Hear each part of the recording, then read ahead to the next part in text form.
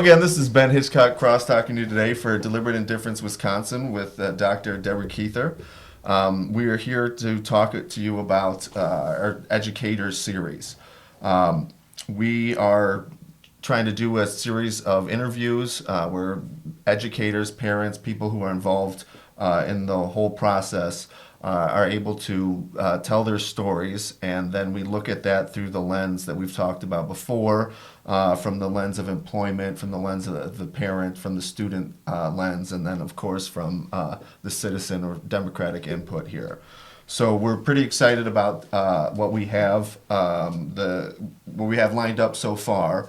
But I think this series here is going to be more confined to, I think, the schools and the people who interact in the schools. Yes, And I would agree with that. We yes. don't want this channel necessarily to be limited only to educators in the schools. I think there's many more government employees have their stories to tell too, right? Absolutely, and there's that interconnectedness of the whole ecosystem, so it's important to kind of think of the ripple effect that takes place with that. Exactly. You can't tell one story without the other. That's right. Right, okay. But so for these stories, we're going to try to focus in on sort of educators because we already found that we could get into hours and hours and hours. I think the introduction, the first part for our first interview is well more than an hour, and I think it could have gone much longer than that.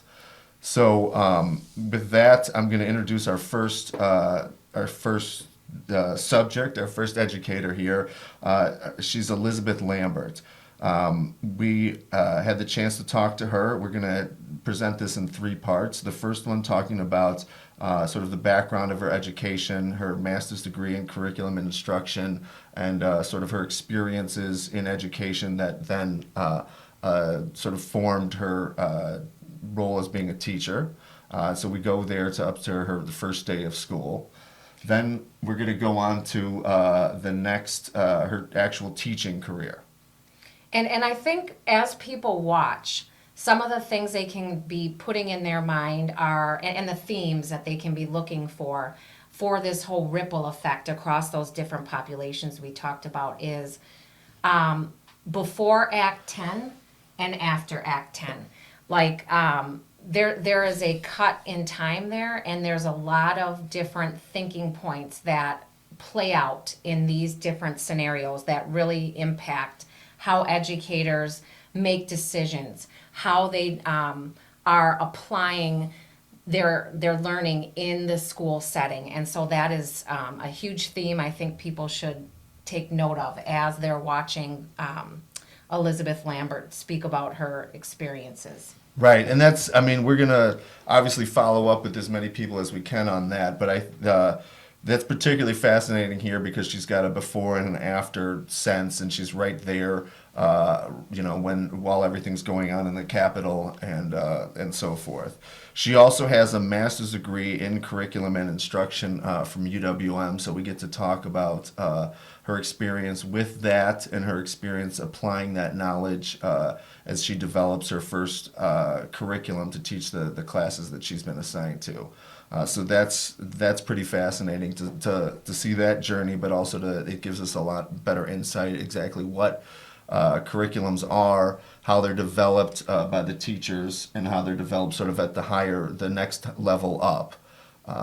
So that's there's at least 2 or 3 other levels of let's say curriculum above that, right? Yes, and that curriculum discussion is such a hot topic right now that it will be really imperative for listeners to think about and viewers to think about how that curriculum, before it gets in front of the students, before the educators, as the educators are making decisions about curriculum, all the different components that come into play, and that's something that people aren't aware of, all of the steps and all the decision making that takes place just on a given day for teaching any curriculum.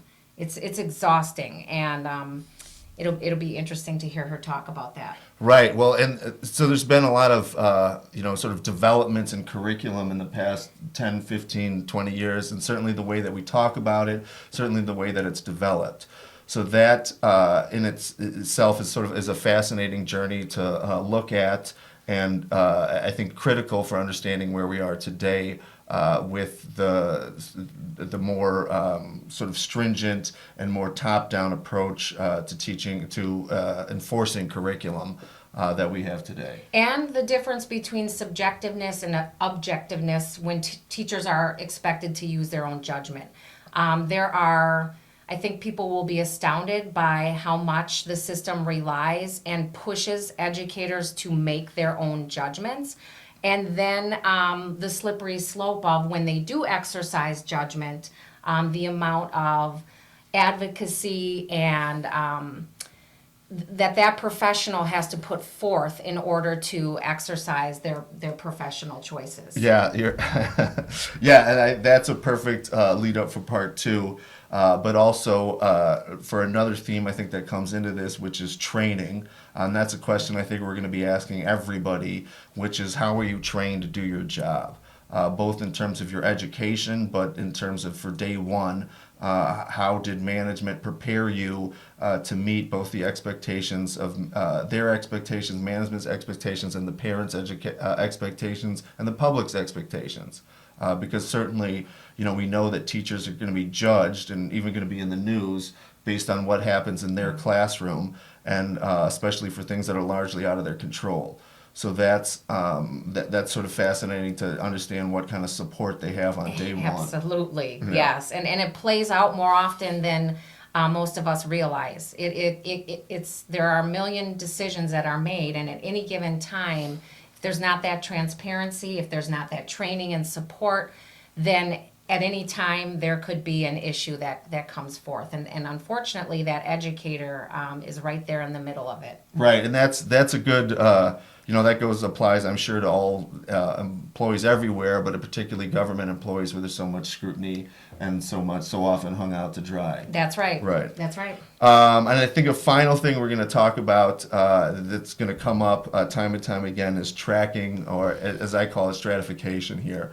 But that the trend when I was in school to have sort of the three reading groups, gold, silver, and brown. And I think that has evolved into different names or different, maybe more different kinds of stratification, more levels, but ultimately the concept is sort of the same thing.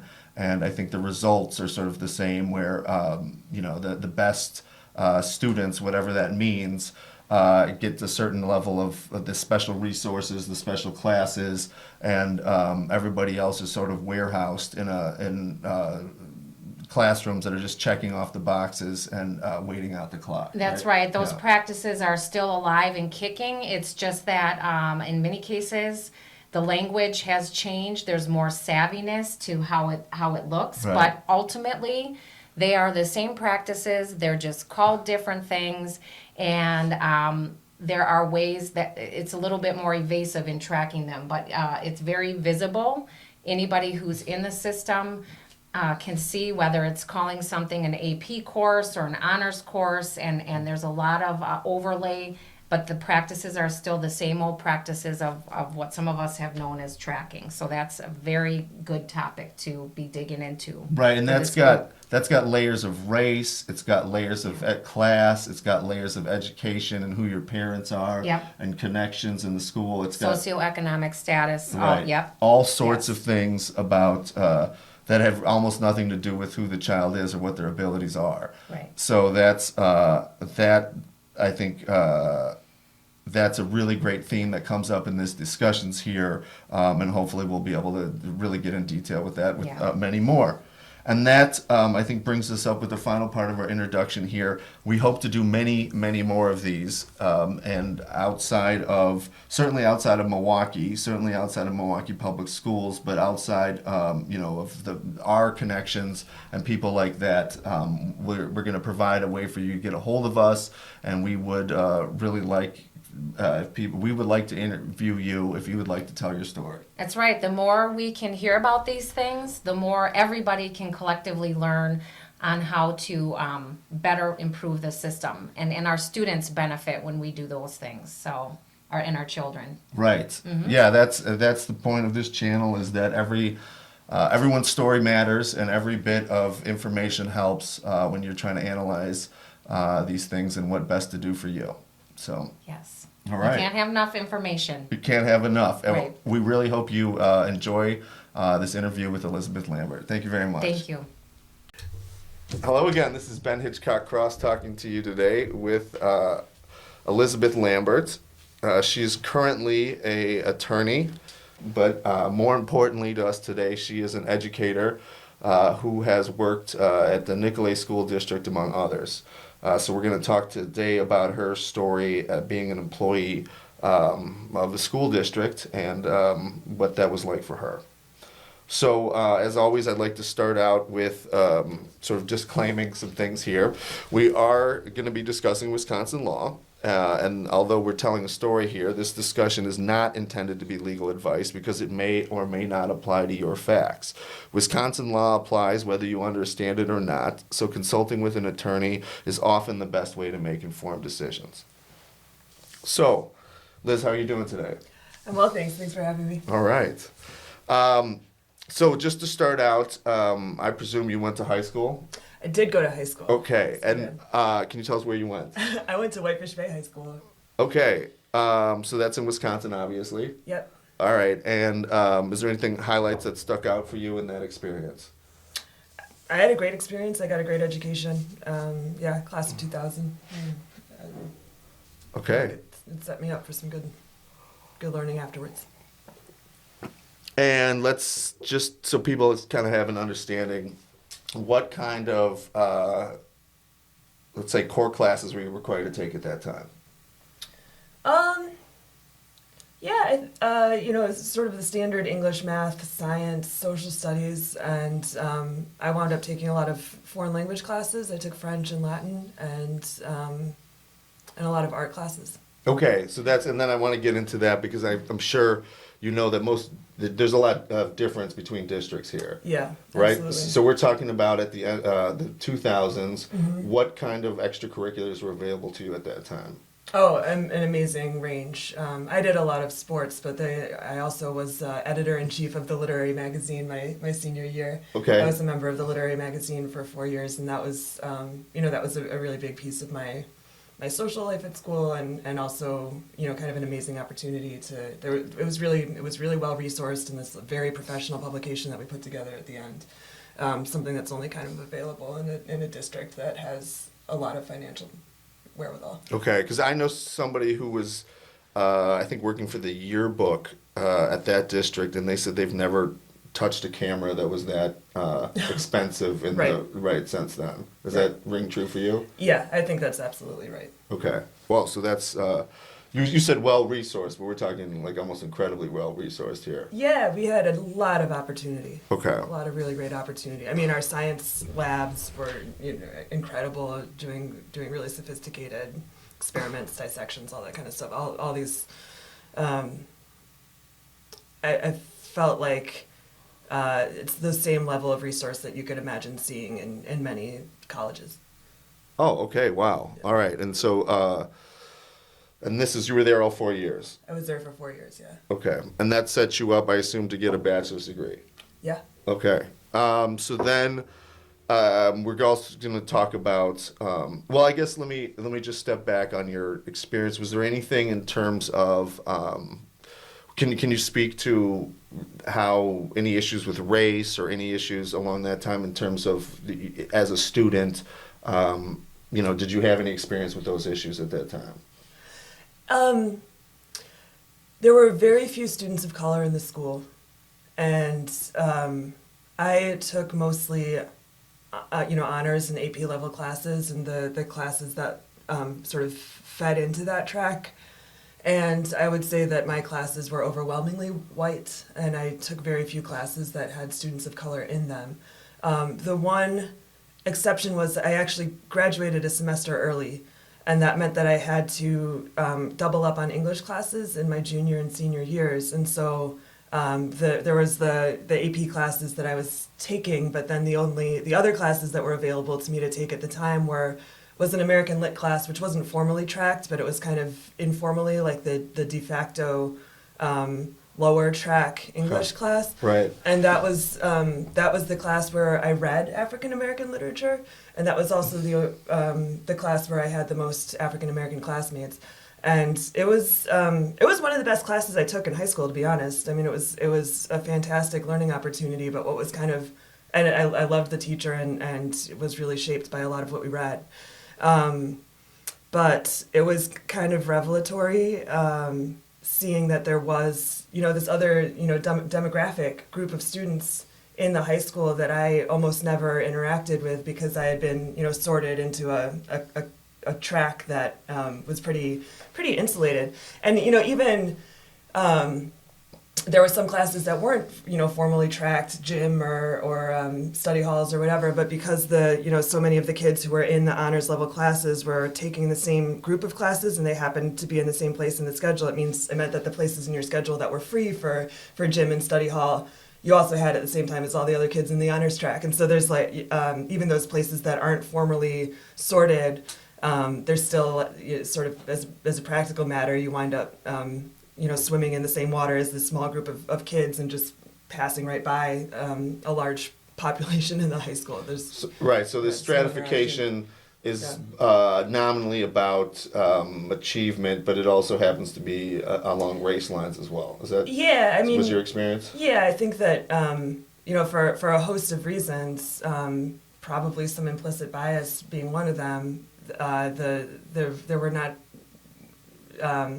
the honors and AP classes were almost exclusively white. Well, so just to focus in on your experience, at that time there was the AP class. How many non-white people were in that class? Zero, okay. And then the other class that you were taking at that same time, what was about the ratio there? Well, I can't remember exactly, but I think there were probably somewhere in the neighborhood of 20 to 25 kids in the class, and I think probably half of them were black. Okay, and that's clearly way out of proportion for the rest of school, right? Yes. Okay. We can, even though that's a small set, it does seem that statistically it's really unlikely that there's going to be a class that half the kids are black in by chance. Right. There was some sort of underlying mechanisms that sort of were manifest in those numbers. Fair enough. That's why we're talking about it. And at this time, the law I think was 220. Was that going on then? Chapter 220. Yeah. Okay, so for people who don't know, that's was a law here that said basically there was a swap between suburban school districts and Milwaukee public schools, which basically was a one-for-one swap where white children from the suburbs could attend, and they always did attend the best MPS schools, and then MPS or non-white children were then allocated spots in those suburban school districts for sort of to replace, part of the goal there was to have sort of increase the racial equity, because although sort of in the same lines that busing that's an attempt to do that, because the assumption was, well, people are going to live wherever they want to, and that just happens to be segregated. So we'll solve that problem, at least in the schools, by sort of moving the children about like pawns. It was the result of a consent decree or something like it, wasn't it? Trying to correcting that resulted from, I think, some sort of lawsuit or maybe a civil rights complaint alleging that discrimination. There was this sort of discrimination and segregation happening that was emerging because of white flight out of MPS. Right. Well, that makes the same sense with why the solution is related to the busing, which is the same sort of thing, related to the same sort of problem. Right. Okay. So, and they phased that out now. Do you know? Yeah, I think Chapter 220 phased out sometime in between 2015 and 2020. Okay, but as I understand it, there's some legacy children who were still in, and I think now that's all sort of washed out by now or aged out. Almost completely. I think most of those kids are close to graduating. There's some interesting sort of nuances to Chapter 220. One, for example, is that part of the agreement that was... So there's the mechanics of Chapter 220 is that MPS signs agreements with suburban school districts, and so there's essentially contracts between outlining the terms of the exchange between MPS and the suburban school. And many of these districts in their contracts with MPS include a provision where the district does not have to provide special education services to students that are residents of MPS and enrolled in the suburban schools. So it means that it's put several students in a situation where they're in a suburban school. They obviously need special education services, but they are kind of afraid to advocate for those rights, because the answer that they'll get from the district is, well, we're not going to give that to you, and if you want those services, you're going to need to go back to MPS to get them. Wow. Okay. And I know from my end, earlier, my experience with that at Golda Meir, there was extremely tight quotas by race Really? for admittance, yes. Mm-hmm. And the so right off the bat, as far as I understood, it was 45 to 50% of the spots were taken by non-white students. Okay, and but the issue then was, of the ones that were left for white students, more than half were taken by Chapter 220 kids from suburban schools. Oh, well. So, which really disadvantaged white students from Milwaukee, because they had to have, and in my case, I had, juice, I had special access. Mm-hmm. So the lottery was, it wasn't so much of an issue, but for especially people whose parents weren't lawyers, right, they were going to have, and they were white and gifted from the city of Milwaukee, they had statistically way worse of a chance of getting in than a suburban student who was almost guaranteed a spot, or even as opposed to non-white students. Is the idea that Golda was trying to sort of stack the deck with white students from the suburbs in order to create spots where they could then, to run up the numbers of spots where they could. I think the quota was one lawsuit, and I think 220 was another thing, and Okay. both of those factors together led to that interaction. And I'm not trying to say woe me or any woe. That's not really the issue here. It's just that there's these contractual. The key issue is that we do these school districts in such a way that there's these pockets. There's all these chances for students to not get the same level of education. Mm-hmm. Right? It's not even just a chance. It's the fact is that they don't get the same level of education. So there's all these Band-Aid approach to try to fix that, mm-hmm. and of course they lead to absurd results. Mm-hmm. Right? So I think, that's was my understanding that, to put it another way, if you were white and lived in the city of Milwaukee, you had to be more gifted than a comparable white person from the suburbs. Okay? And I guarantee you that was not an intention of 220 or of the quota system, sure. or anything else. Yeah. But that was, and I'm sure it was clearly a factor that was used to try to attack the quotas and to 220, because, having a white child poster, white victim poster child is probably good for advocacy. Yeah, it's kind of what we're seeing in the affirmative action lawsuit. Right. And this was that was before that, but that was, a prelude to when the courts and everything were more friendly to those kind of issues. Yeah. Right. I guess my question is, in the Title IX context in college sports, because the requirement is that there's supposed to be a 1-to-1 correlation between the amount of money spent on men's sports right. and the amount of money spent on women's sports, and the number of athletes in those programs. And so what you'll see, because men's, football is a men's sport only and has these enormous rosters. So in order to create balance, to create the same number of opportunities for female athletes, the colleges will wind up. Women's rowing is an NCAA sport where men's rowing is not, and then there'll be, women's fencing or gymnastics or whatever teams that are kind of, really propped up and funded and resourced as a way to balance out all the resources that go into football programs. Right. So if you're a female who's moderately interested in sports, you've got a much better chance of achieving, getting a sports scholarship than if you are a male trying to do that as well. Yeah. I think that's right.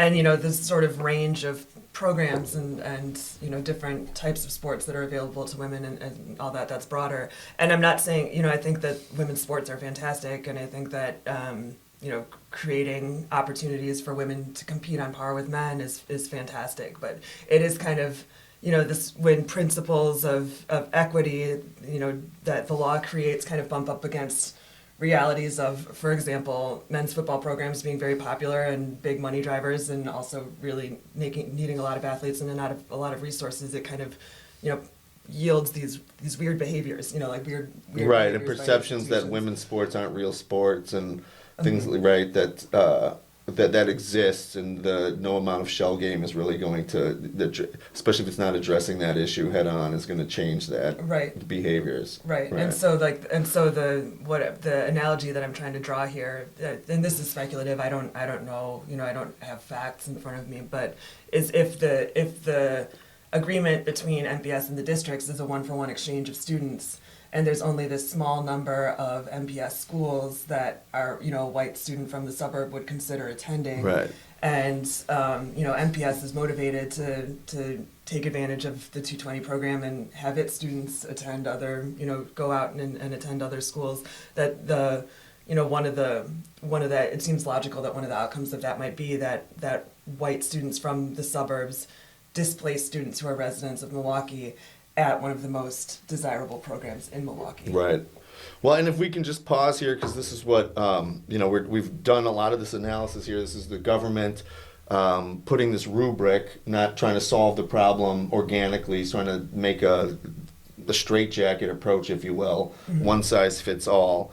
And the way we've got clearly how that's affecting the parents and the students. Right, there's these statistical anomalies here, and which are sort of easy to point out in this case because they sort of go against the grain, where the white students are actually being disadvantaged here, and the black students are, at least in theory, being advantaged because of the way that the decisions were being made, right? And that points out that it's easier for people to look at that problem and say, well, there's a real issue here because these white kids are getting less of a chance to go to the gifted school, right? And that's the same sort of thing is also playing out at the university level, where there's this, because of the approach to solve the problem is inorganic. It's meaning you described it as 1-for-1, I think.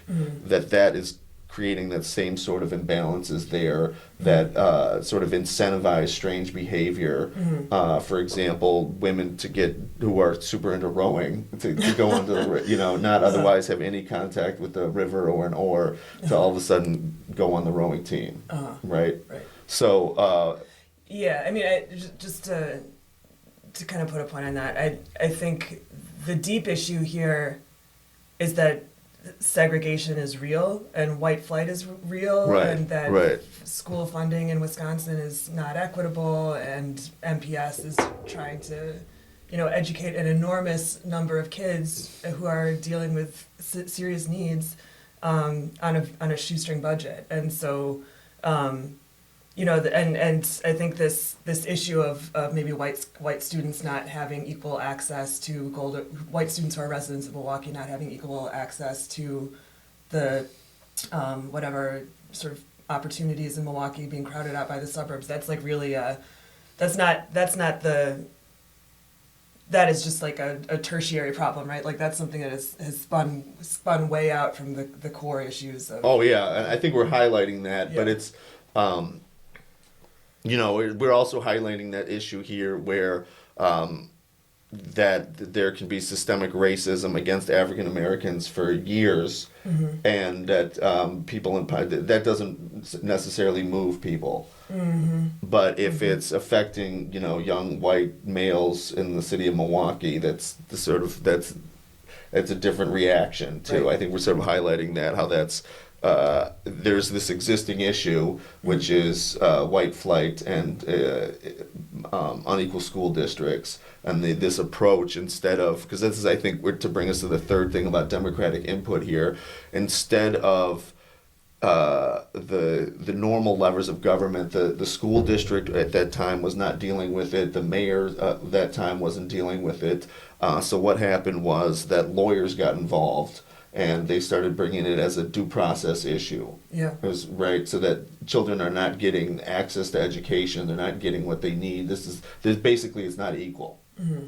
And so, in response to that, the court, who is not the mayor, is not the superintendent, has got to figure out some way to tell them what to do Yeah. to sort of solve that problem. Yeah. Right? So, that's, and it's not, I don't have enough information to know at that time what's going on, but I think we've got, even in our case going forward, I think we've got this issue so many time and time again where the parents aren't really able to solve, address the issue of race in the school, and then what happens is they have to go to the courts, who then, either make them pay money or some other sort of, again, artificial response, and then it has these strange consequences. Yeah. Yeah. Yeah, I think that's right. So, and I think the same thing can be said probably for employees. What we're talking about here is really mostly focused on the student here, but I think that those, at least I can say in my experience here in 2020 as an employment lawyer, I have seen it where there's sort of this stratification along racial lines at certain schools, right? Where it's certainly at MPS, there will be, this is a white school, okay? And A white school within MPS. Right. So a school here will get given the halo of being white, okay? It doesn't matter what the specialization is or whatever else, but it is given this, hey, some people, I don't really need to name names because I don't, but I think we all understand what that phenomenon is. Other schools, and another way to look at that is you will see schools that are more privileged than others, okay? And whether the decision made is to privilege one school or to make another school white, I can tell you for sure that hiring decisions based on my experience, meaning the principal needs to be white, right? There's this perception, especially by the management who's creating these schools as sort of little brands here, that in order to have a white school, you need to have a white principal. You need to have a white vice principal. And I assume that theory is because they'll be able to communicate better, or we'll be able to sell this concept of this school or whatever, okay? And partially that's from pressures from the choice and all of those other issues, but it's also partially because that's just the way that management is doing things. Okay, so other schools will be labeled black. Okay, and I've heard it expressed that they don't want to have a white principal over a black school. But however you're looking at it, it's the same sort of thing. Is your I guess whatever the excuse for it, it's the same. You're not making these decisions based on even what's best for the school district. You're making these decisions based on the racial realities of the living conditions, and it seems to me to be exactly the same. The government is doing that, and so then what has to happen is the employees have to then go and sue for, hey, I couldn't become the principal of this school even though I was way more qualified than the white person because you've made this secret decision that this is going to be a black school or whatever, right? Okay. So I think that's sort of, the government here is making these sort of decisions based on race, and then that's filtering down both to the employees, it's filtering down to the students, the parents, and then of course, if anybody wants to do anything about it, you hit this wall, right? Does that ring with your experience in that? I'm not that close. I just haven't worked in MPS, so I'm not that close to the MPS dynamic specifically.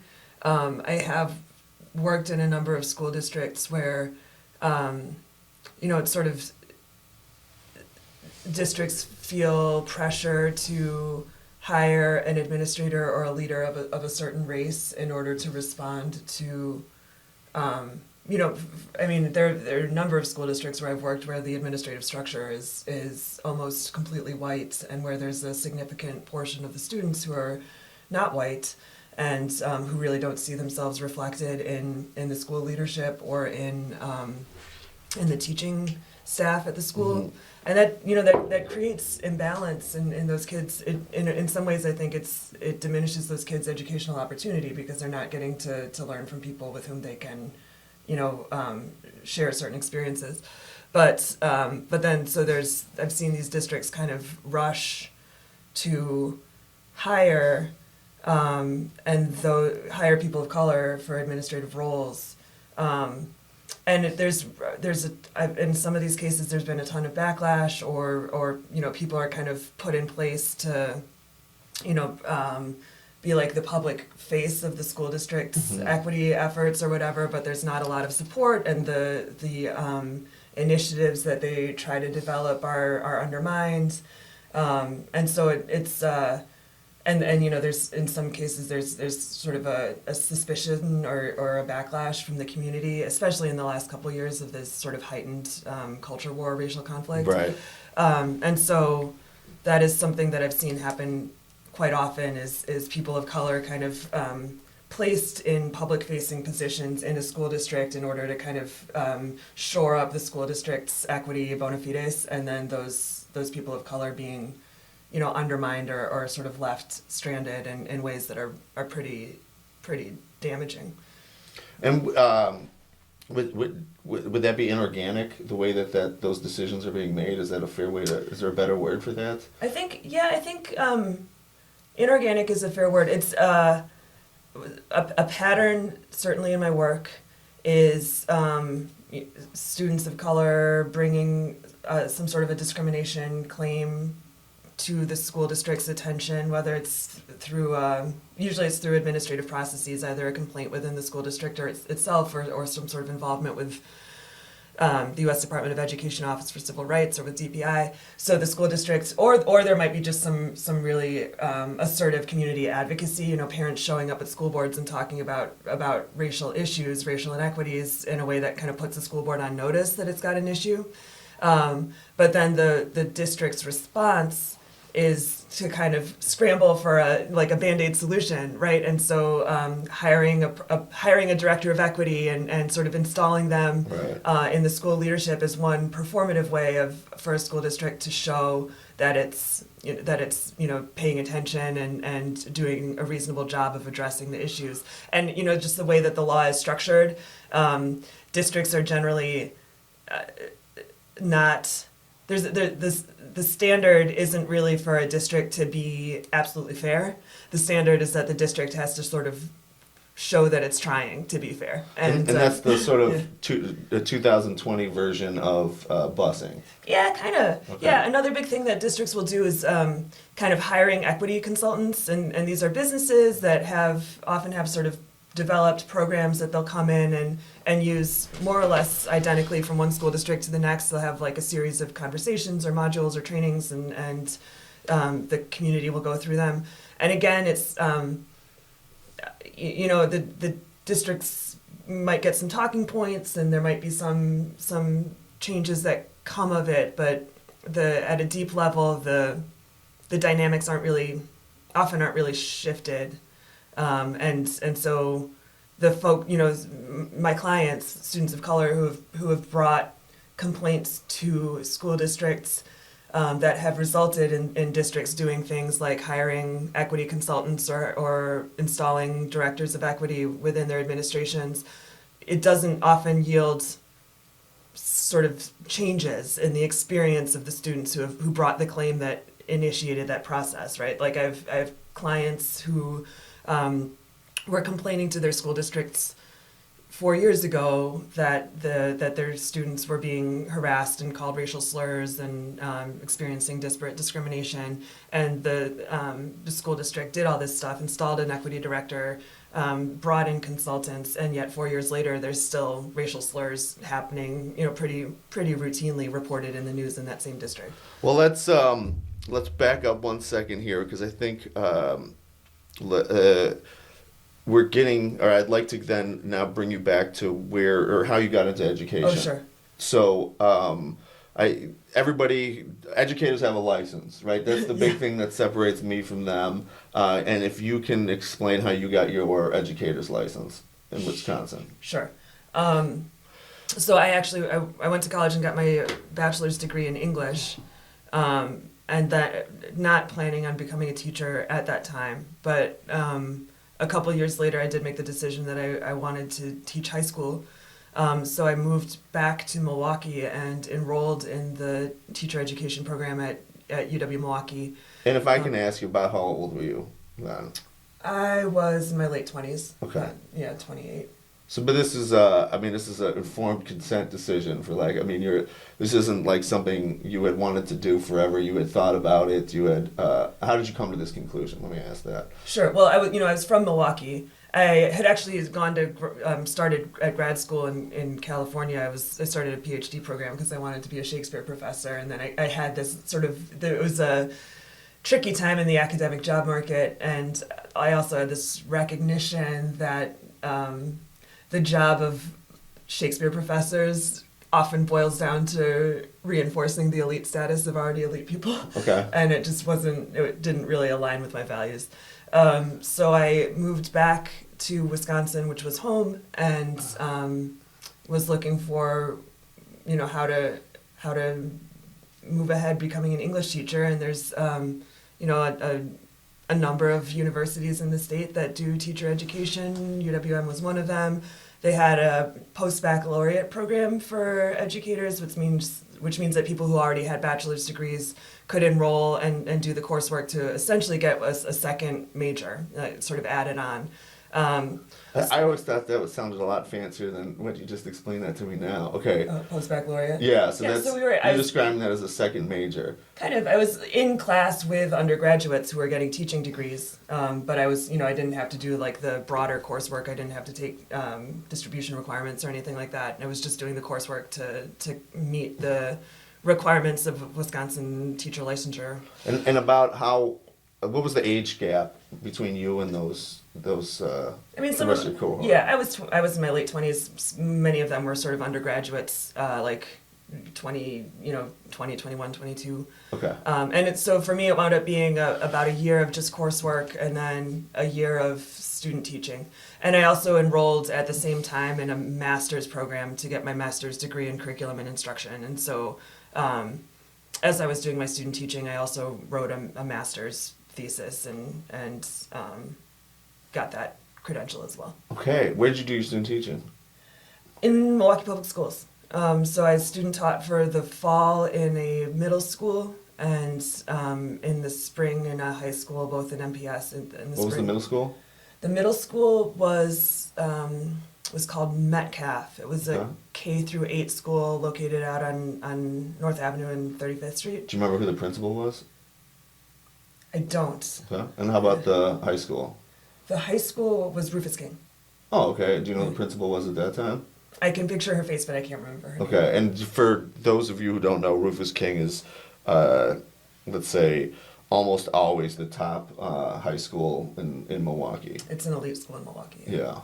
I mean, there may be some debate about that, but throughout at least in my memory, it's always been the elite school. Yeah. Yeah. And I will note that is a school that it's got an international baccalaureate or IB program, which is kind of it's similar to but not the same as an AP program, and it gives students opportunities to earn college credit by taking high level classes and then taking tests.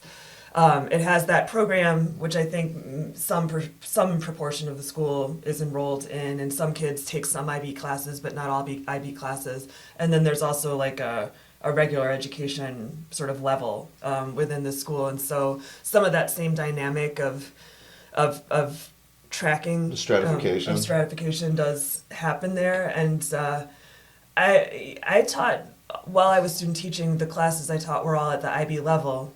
Sort of this elite level, and they were racially diverse for sure. I mean, it was not the same as my experience at Whitefish Bay, where they were just exclusively white students in that classroom. But there were a number of black students and students of other races and nationalities. But I would say that there were very few white students who were enrolled in the non-IB programming at Rufus King. Right, okay, so the stratification didn't actually reflect the racial makeup, the statistical racial makeup of the school. Right. Okay. And just, can you give, for time-wise, what was the time we're talking about for Rufus King? Like year? Yeah. Oh, that was the spring of 2020. What was the hit? Excuse me, the spring of 2010. What was the hit song then, do you know? Oh, it was Justin Bieber. Baby, baby, baby. All right. Yeah, and I know this because I had my students write songs about, I can't remember what, some probably English romanticism or something.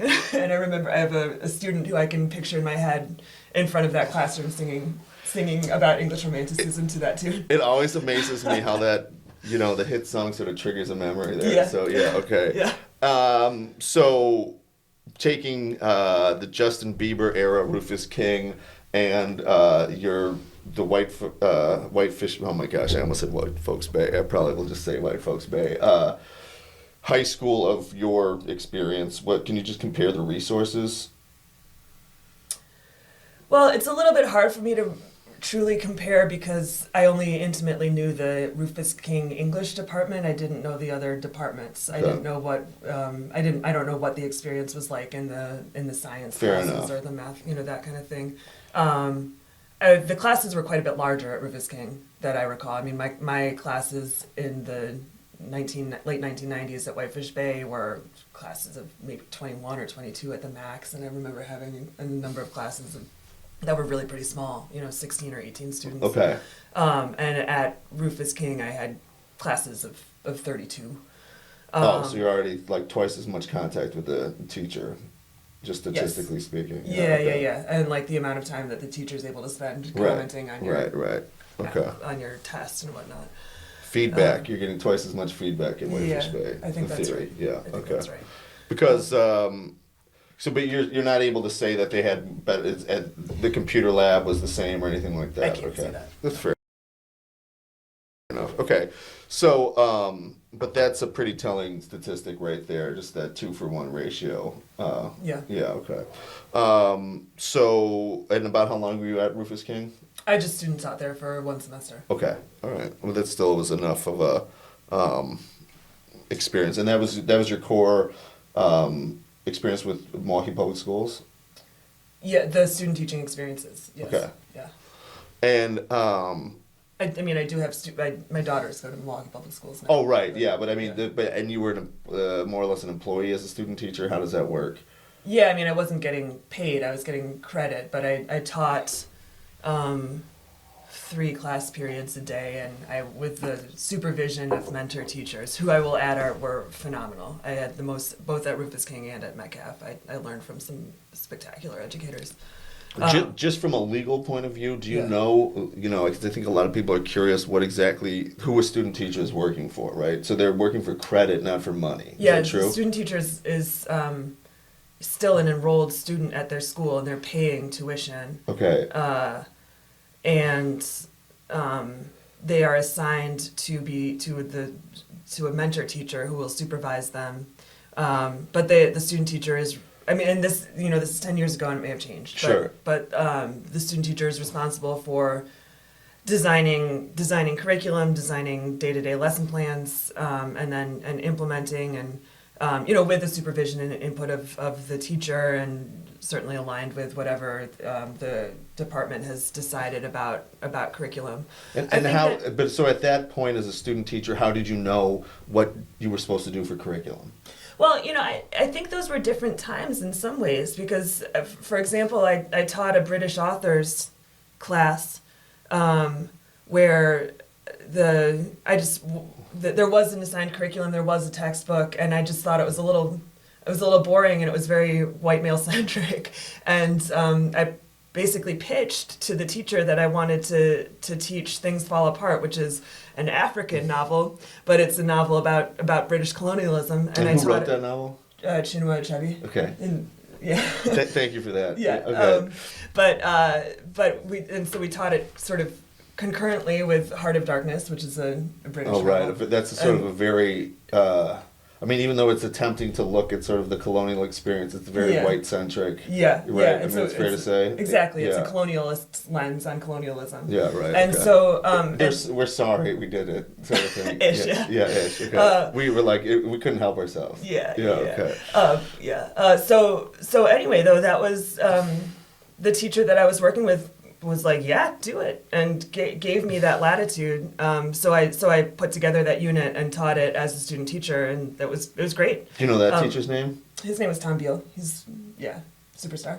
Okay. Right. Well, it's Yeah, but so important. I mean, the Okay. point that I'm trying to convey here is that that the department wide, I think that there was a lot of latitude given to individual teachers to sort of decide what texts they were going to use and what strategies they were going to use to help students progress through the department and be ready to take the IB exam in their senior years. Well, And- so you used your amazing educational experiences to develop a curriculum. right. Right. Okay. Yeah. So that's pretty good. It was good cool. answer. It was engaging. It was like it was a really fun and satisfying challenge, and I was so grateful that they bought in and gave me that support.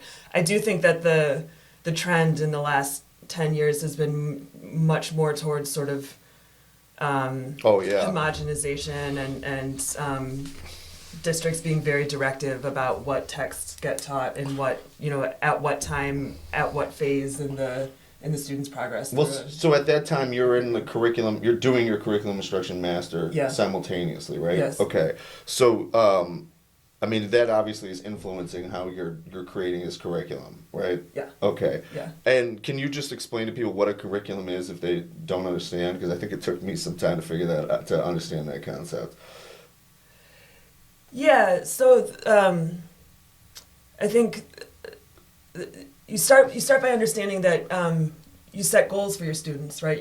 That you have ideas of what you want your students to know. The sort of educator speak would be like, what do we want students to know and be able to do as a result Okay. of their progress through their participation in this class. So what do you do? Like make a list of that? How do you come up with that concept?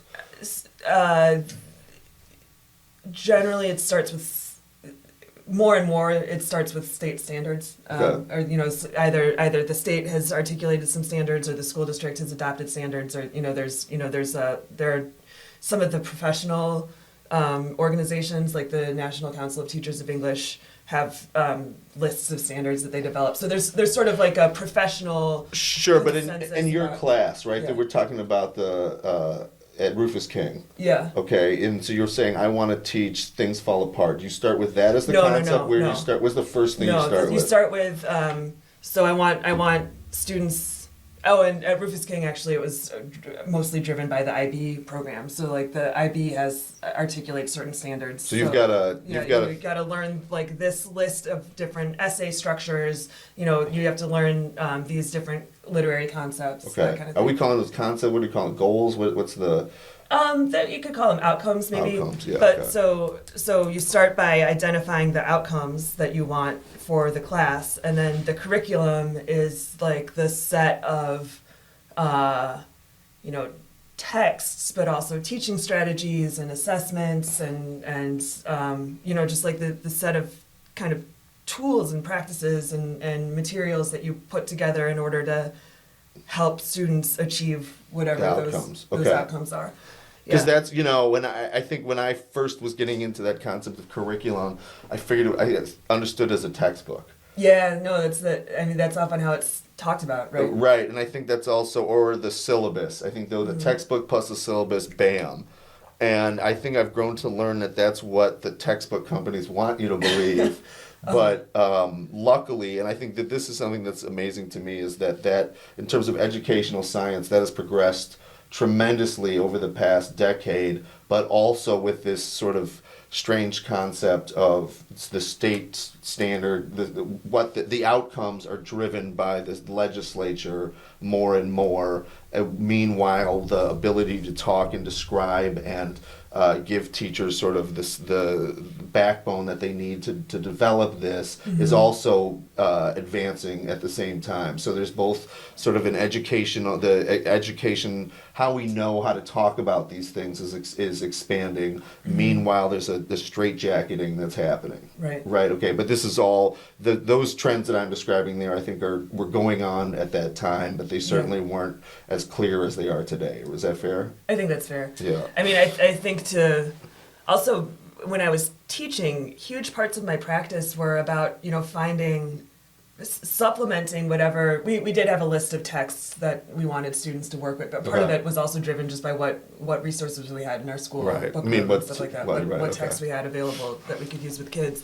But I did a ton of work with, bringing in supplemental texts. Like I would bring in, if we were reading a novel, I would bring for Death of a Salesman or Great Gatsby or whatever, but then I would, at the same time, I would be looking for, essays by sort of public intellectuals about different definitions of success. Or I'd be looking for, I did a lot of work with poetry and slam poetry and hip hop poetry because it was so just like engaging and motivating to my students. So I'd be like looking for poetry or slam performances and that kind of thing that I could bring in to open up new lenses on some of the issues that we were discussing and sort of create opportunities for students to respond creatively to the more sort of dry or traditional parts of the curriculum. And this is like the early internet days where you're still sort of dependent on paper, and maybe you can like take parts of essays that are. I mean, how are you acquiring these materials?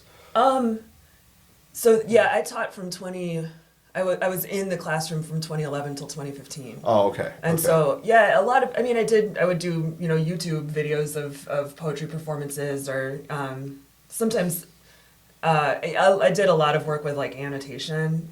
So students, students writing and responding to texts. And so I did do a lot of printouts of essays right. and but so students could compile kind of a binder, like a collection of these texts that they'd engaged with over the year, and then their responses to them would be like right there. So you're creating your own textbook. Yeah, So there were texts that we sort of relied on, and we did some shared planning within the English department. I was one of several teachers who taught 11th grade American literature, for example, and I often coordinated with those other teachers to develop curriculum a little bit. Well, where did you get Things Fall Apart? How did you get that book, for example? Did they have that?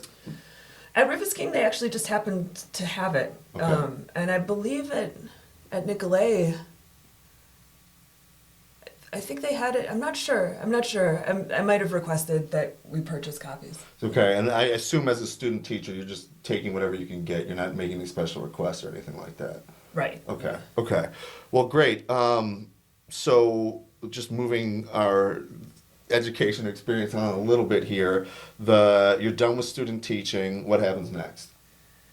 I applied for jobs. And what was that like?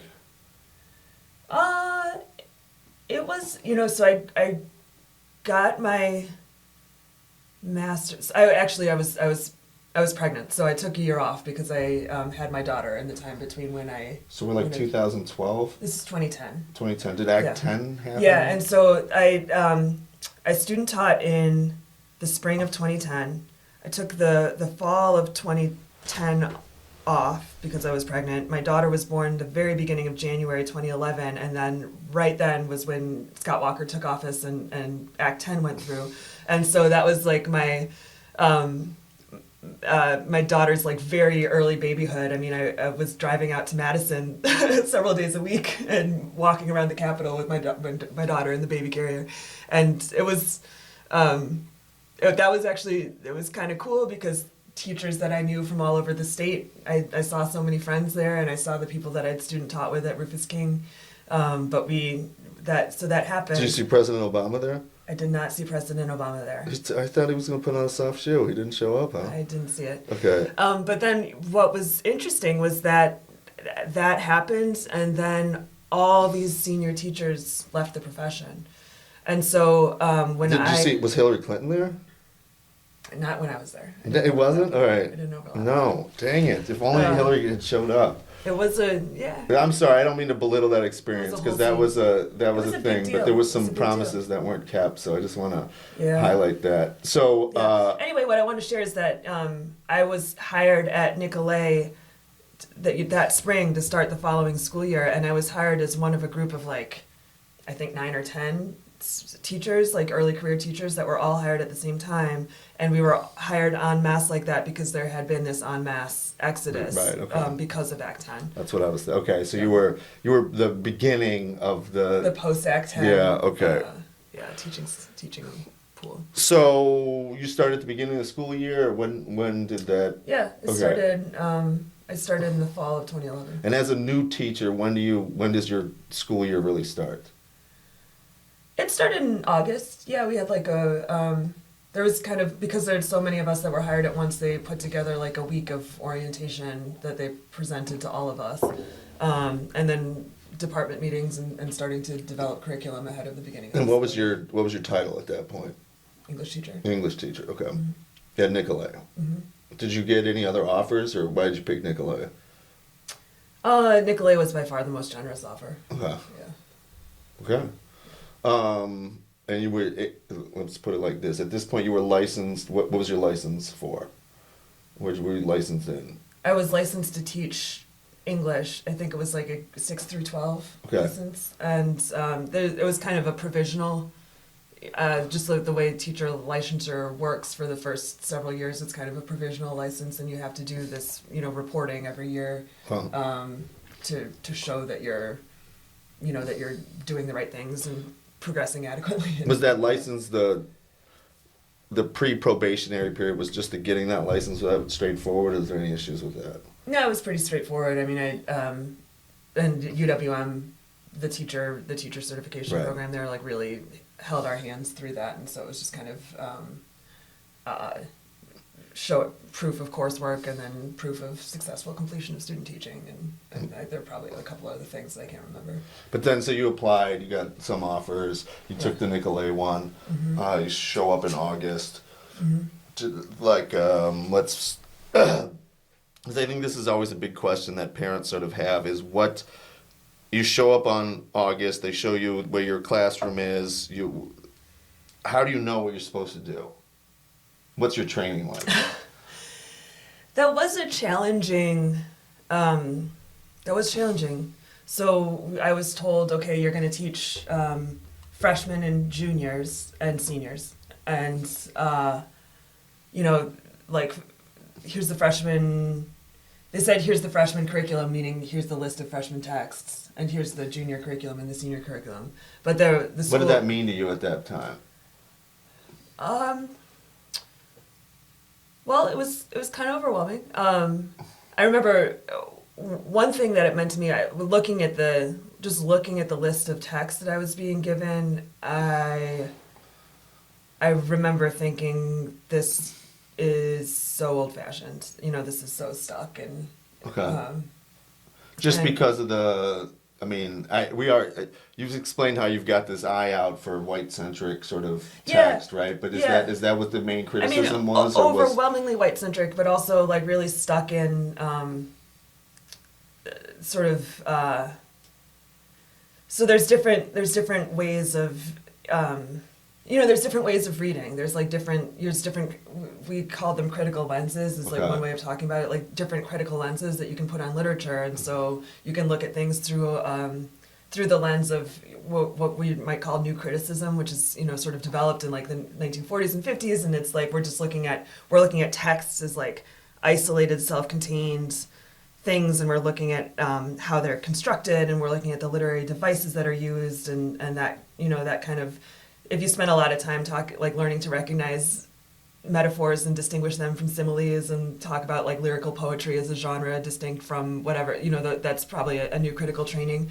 But then you can also look at text through more sort of like cultural or historical lenses, and you can look at them through the lens of biography, and then you can also of the author, and then you can also look through the lens of gender and race and class dynamics and. So what at that time when you started? What was the lens? When I What was started, the lens philosophy was there? like just purely new critical. We're looking at these. Okay, texts. an ionic column from a Doric column. Yeah, Okay. and maybe a little bit of sort of I'm gonna forget the name of it, but there's another way. There's another of these lenses that's kind of about developing the relationship between the reader and the text. So like thinking about who you are as a reader and what you bring to that text, and then how you and that text sort of make meaning together. And like Were they doing that, or were they just well, doing there was a little bit of like. In these freshman classes, for example, we read this like super old-fashioned young adult novel about a white boy who was sad because his parents were getting divorced. What was it called? I can't remember. Okay. Oh, it's called A Solitary Blue. Okay.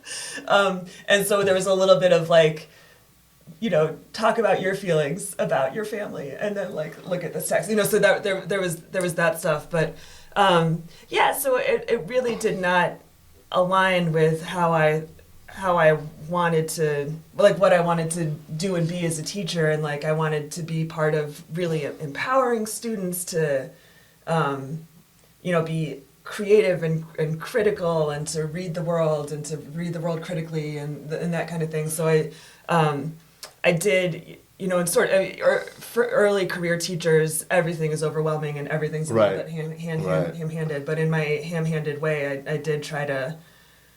I blew up parts of that curriculum. I just didn't do it, and I also did a lot of supplementation.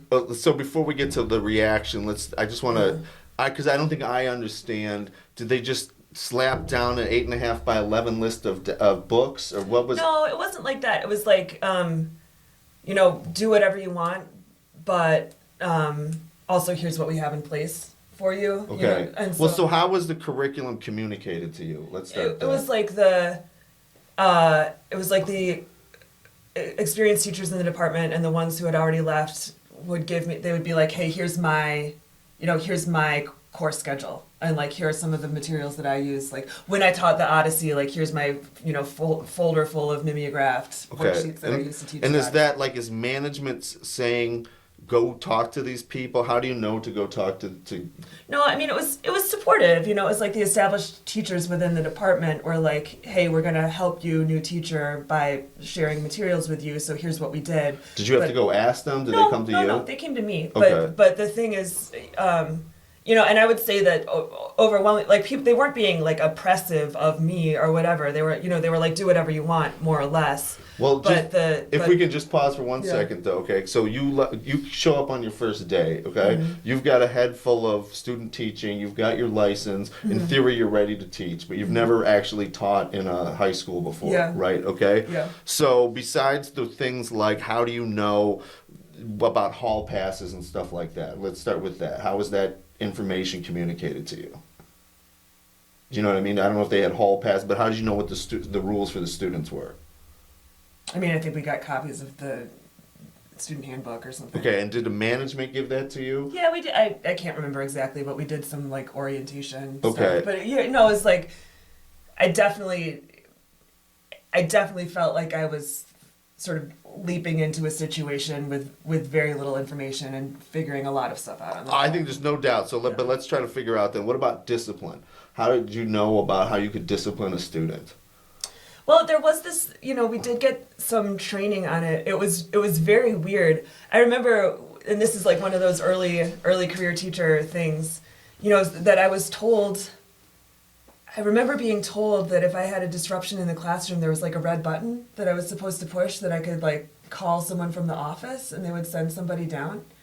And I really wasn't, but I like really didn't have a sense of like when I was supposed to do that or how I was supposed to use that. And so I did use it early on as kind of like not because I thought that the student was being particularly bad, but because I understood, or like, needed whatever, but sort of because that was the only way that I understood that we were supposed to respond. And so I pushed this button, and it was just weird. And I lost some credibility with those students because I did that, and I had to work to rebuild that relationship with them because of not being totally clear on how that. So you pushed this button and management came in and was punitive, or what happened? Yeah, okay. All right. Yeah, and it was upsetting to me and to the students, and so we had to do some processing of that afterwards. But because we're just focusing on the training here. Yeah. Who told you about this button? I can't remember, some administrator. But that's what I mean. It wasn't like a coworker, right? Because this is kind of what we're trying to get out. Is like, so management is telling you some stuff, they're just not telling you very much. Does that sound fair? Yeah, and I think that was a school that did at first take a very, at the start of my time there, they took a very hands-off approach to a lot of things. Okay. You know, they were kind of like, you run your classroom, you run your classes, and you know, Okay. these, and so there were things that were good about that. But what was challenging was, you know, definitely that there was this. So here's how I would describe my experience with the curriculum: is that I showed up. I said,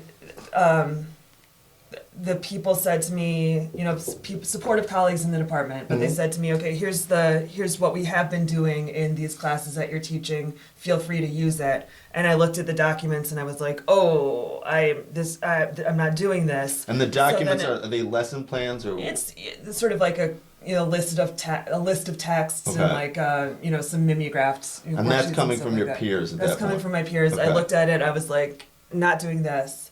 And but what? then there was nothing. But okay, It was and then like- because so that then it means was that like- there wasn't anything from management as well. Right. So it was like so I was building from the ground up. But did you have like a list of books that you had to teach? Was there anything that was mandatory requirements that somebody said you must do these things? I think there maybe about 3 weeks into the school year, I recall, because there were two other teachers that were also hired, also early career, like first or second jobs, that were hired at the same time, and they were also teaching the same junior American literature course that I had been assigned to. Okay. And the district did sort of carve out a couple days for the three of us to, you know, have substitutes in our classes, and the three of us could just meet all day and plan. But for- not with management. I think we were facilitated by the director of curriculum and instruction for those Oh, yeah, meetings. okay, So there was, okay. you know, there was some reasonable support there, but it really was like, you know, I think the English department, the people that had retired, they had all been there like 20 or 30 years, and so they had just, you know, they were Oh, so okay. like established in this, and I think they were very There's a effective real loss teachers. of institutional knowledge. Yeah, there was a going loss on of to- institutional yeah. knowledge, and there was also, you know, like a generational transition. I mean, Okay. those were effective teachers, but they were working on An a old model that was models, very right. different from Right. what we had been, you know, trained and prepared to do. And there was also, I mean, that was a school that there had been this big demographic shift at Nicolet, where you know, I think it's on the North Shore, and the school was probably like, I think was established in maybe the 50s, Okay. and I think it was like an overwhelmingly wealthy and privileged Oh, yeah, student right. population. Okay. But you know, there had been these, you know, sort of demographic trends. There was some concern about declining enrollment. Some of the wealthier kids in the district were being peeled off by places like university school, Private school. Yeah. private schools. Yeah. And then there were like bigger populations of students of color. Many of whom lived in Glendale. Many of whom were coming from the city through Chapter 220 or open enrollment, and you know, and so the district had responded to that. I mean, part of what had happened was that Nicolet had a very, very entrenched tracking program, like very hierarchical. Oh So there yeah, were- I've even heard of it, and Yeah. I've heard of people who are still scarred from that Yeah, years so- later. Yeah. Yeah, I mean, Yeah. it was amazing. So there's honors, and then there's accelerated, they called it, and then it was called college prep for a while, and then they changed that to regular. Okay. To And- regular. Yeah. Okay. And the reason that they changed, I mean, the lore was that it was called college prep, but many of the kids that came through that program weren't really prepared for college. No, so it they was were trying still to like correct right, expectations. right, okay. And so the honors classes were overwhelmingly white. Right. Like, you know, maybe 28 kids in a room, and one of them would be black. The accelerated classes were very, very white. Okay. And then you know, but some diversity, but really not proportionate with the makeup of the school. Okay, because you're identifying this like issues that you're sort of coming in as based on your education and background and everything, that there's something you're about to confront here, right? Yeah. Okay. Yeah, and then the regular level class was almost all black. And are you teaching all of these? Are you teaching, because you said you were teaching 3 grades at that point, right? Yeah, I taught accelerated seniors and juniors, and I taught regular that first year, and then I taught regular level freshmen, and then that shifted up. You know, I wound up that changed, and I wound up increasingly. So one thing that happened. Well, I just want to pause you here because I'm really trying to focus in on this question as sort of like how prepared were you for your first day? So let me just ask you that straight out. Did you feel prepared for your first day of teaching? No. Okay. And did you feel that you were trained? I mean, I guess that's part of that question, but it's sort of as separately. Did you feel that there, was it the training? Why weren't you prepared? I guess that's the question. The materials and the course planning and stuff that I inherited, that was in place for me to use with my students, did not align with my values as a teacher and with my sense of what was going to be best for the students and most valuable for the students that were in front of me. So I felt that I did not receive like inherited materials that I could use. But I mean, would you? And so I had to. Sure, but if you were going to teach white, for lack of a better word, right? Would you have been prepared on that for that kind of scenario? I mean, was that the issue? It's just that you weren't following the program. Yeah, I mean, I suppose so. Because one option, it sounds like that was open to you, was just to like copy and paste what you were given, right? Yeah, I think that's right. Okay, it's 2010. You could copy and paste back then, right? Okay. Yeah. So that's just not, that for me, that's not how I operate or how I think, and I would have felt sure, inauthentic. but just in that we're talking about in a didactic and a teaching level, prepared, right? That you could have been, at least if you would have copied and everything else, that would not have been, I'm going to use the word inorganic again, but it wouldn't have been you, it wouldn't have been your teaching style. But let's just say you were a robot, you might have been able to sort of parrot what. Yeah. Right, okay. Yeah. So in that sense, even along in that sense, if you were parroting, do you think you were given the adequate, you were prepared to parrot? I guess that's the fair thing to say. I think as much as anybody's ever prepared. Yeah, okay. And then, because, there's more than, let's say teaching is not the only part of being a teacher, right? So what about the non-teaching components of being a teacher? Were you given the support that you needed at that time on your first day? Yeah, I was assigned to a mentor teacher. That was great. Okay. It's just hard. I think in many ways I was as supported as any new teacher can be. And it's like, it's like a well-resourced school. And then, so let's talk about that for a second. Let's compare now, your experience at Whitefish Bay, your experience at Rufus King, and now your experience at Nicolet. Right? So what's the resourcing comparison there? We had some phenomenal resources at Nicolet. Yeah, I mean... And we're just talking about the English department, Just talking about the English department, but amazing texts, amazing library, technology, easy access to technology that we could use. Parental support? Yeah. Okay. Yeah, parents were bought in. All of that was great. There was we used to call it the room of requirement, which was like a room in the building that was just full of like supplies, pens, Post-it notes, pads of paper, all that kind of stuff. The stuff that you hear about teachers going and spending their own paychecks That's what I was on for talking their about. classrooms. Okay, that didn't happen. That at Nicolet, that was, you could just, go to the office and say, hey, can I have the supply room key? And they would give it to you and you'd come out with your arms full of... It does sound like Harry Potter-esque. Yeah. Sort of, okay. Yeah. Well, that's, okay, so that's almost... you were sort of an end user at Whitefish Bay, but that sounds similar to that level. But what about comparing that to your experience at Rufus King? Did they have a room of requirement there? No, and I did spend some of my own money on supplies at Rufus King. So, in terms of the job that you got there at Nicolet, not only you were getting paid more than did you get a job offer from MPS at that time? No, I didn't. I didn't apply. There was some. I can't remember exactly what it was, but there was some additional hoops to jump through to Okay. apply an MPS that I didn't jump through. Okay, but so it's sort of what I'm saying is just on this theme of stratification here.